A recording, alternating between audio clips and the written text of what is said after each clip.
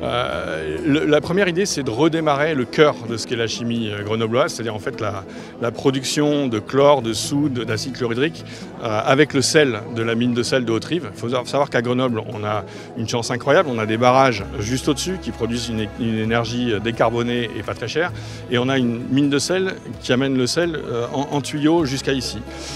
L'idée derrière, c'est de redémarrer cette production de chlore. Alors, la production de chlore, ce n'est pas quelque chose de très glorieux, mais par contre, ça rentre dans énormément de processus chimiques.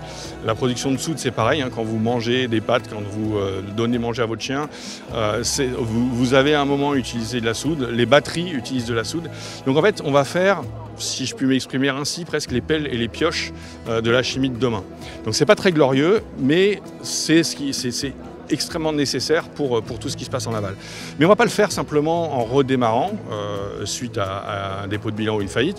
On va transformer cette usine et en faire une des usines les plus modernes, les plus efficientes et les plus décarbonées d'Europe. Donc l'idée, c'est vraiment de fabriquer ce chlore et cette soude de manière la moins chère possible et totalement décarbonée. Et c'est pour ça qu'il nous faut un peu de temps, qu'il nous faut des investissements, parce que ça ne sert à rien de redémarrer une usine comme ça pour être médiocre. Il faut qu'on soit les meilleurs, il faut qu'on puisse fournir à nos clients les meilleurs produits d'Europe, les moins chers et totalement sans carbone.